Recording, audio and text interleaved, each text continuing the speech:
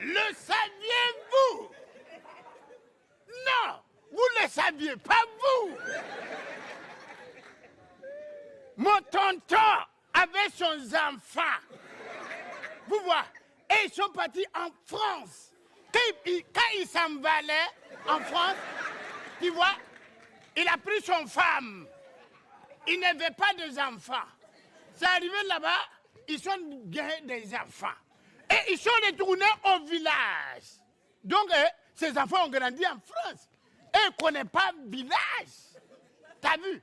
Ils sont des petites blanches noires. Tu vois? C'est ce qu'on appelle blanc noir là. T'as vu? Donc, c'est pourquoi il demande, est-ce que le saviez-vous? Donc là, les enfants arrivent au village, et puis quand ils venaient, pour que nous, on n'a qu'à cru qu'ils viennent de Paris. Tu vois, ils ont pris un blanc là-bas aussi pour devenir avec lui au village. Ils se voient laver dans notre douce au village. Nous, regarde, quand les blancs arrivent chez nous au village, on n'a jamais vu ça. Regarde, on les regarde comme ça. Et puis il est en train de manger nos cabatos. Regarde, il n'a pas le choix. On vient puis on touche un peu comme ça. On n'a jamais vu ça. Donc dans ça là, notre grand-père, il est tellement content, son petit enfant est venu le voir. Il trappe un poulet. Il prend le poulet là, et puis il appelle les deux là. Il dit, ah, c'est le béni, pas si c'est. Mais la daouma. Donc il le prend, et puis il s'en va derrière la maison. Il a porté boubou, il fait boubou là comme ça. Et puis il crée tout, crac. Poulet là dans son main comme ça. Il crée jusqu'à quand il est fini. Papy, les enfants là, papy, le coq qui pleure.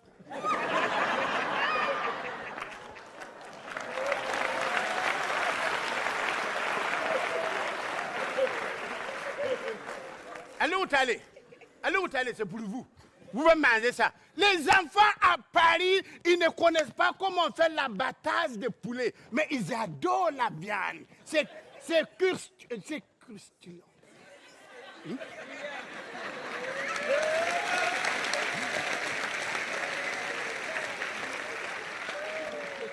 Ils ne connaissent pas comment on fait l'abattage de poulet, mais c'est bon, son viande.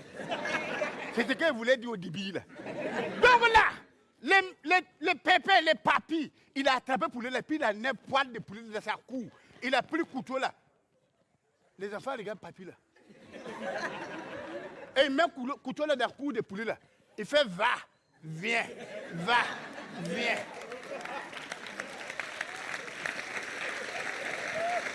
Les enfants, ils ne connaissent pas comment on fait ça. L'autre, il s'appelle Stéphane, l'autre, il s'appelle Franck. Stéphane vient derrière comme ça. Il est plus que faire. Comme ça. Il dit à son petit frère, Franck, recule. Regarde, Franck n'a jamais vu ça. Et regarde, quand il voit l'histoire, il fait comme ça, va, viens. Il est comme ça. Son grand frère, Franck, recule, fais comme moi. Recule, là, Franck. Dépêche-toi. Allez. Oh là. Regarde. Franck est comme ça. Franck Tramsili comme ça. Son grand frère dit, fais juste le pas comme j'ai fait derrière. Son petit frère bouge pas. Il dit, wow, il est hypnotisé, Franck. Oh là, Franck. Papy n'est pas papy. Papy, c'est Chiquita la poupée. Oh là. Et donc,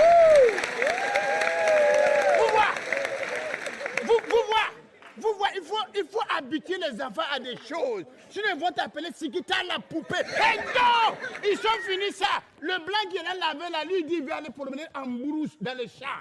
On lui prend, on lui envoie dans notre champ. Il arrive dans notre champ là-bas, mon oncle, il a plantation de ânes.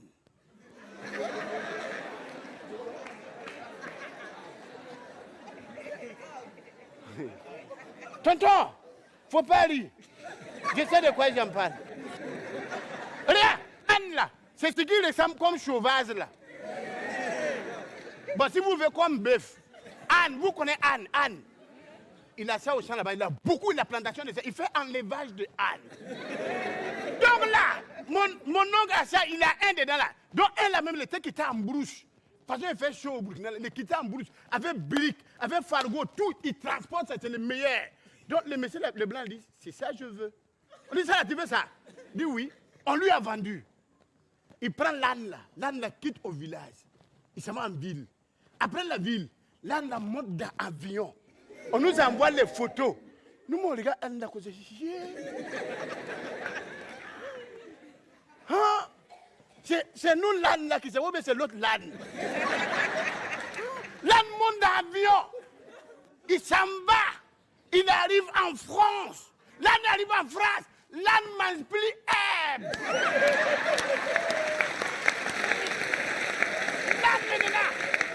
Maintenant, l'âne mange plus herbe.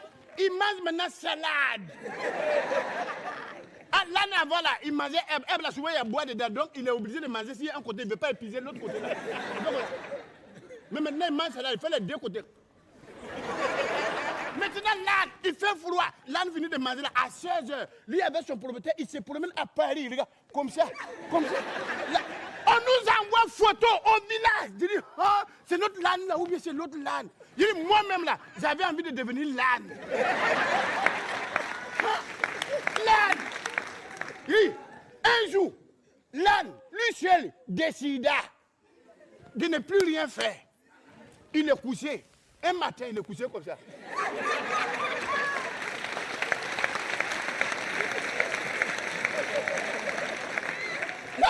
L'âne est couché, l'âne est couché. On lui envoie manger, il dit, mange pas.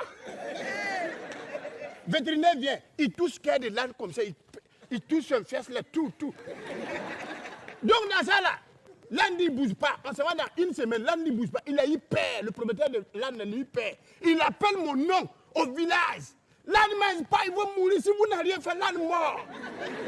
Mon oncle dit, mon oncle a fini de parler avec mon oncle dit, donne le téléphone à l'âne.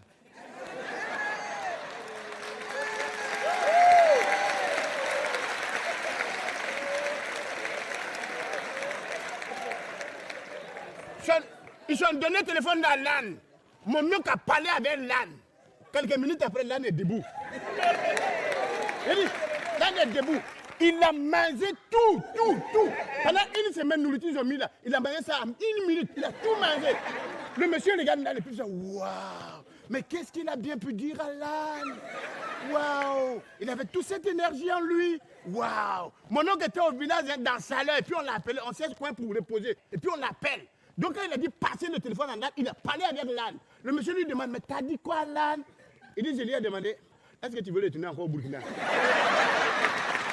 Mesdames, Mesdemoiselles, Messieurs, bonjour.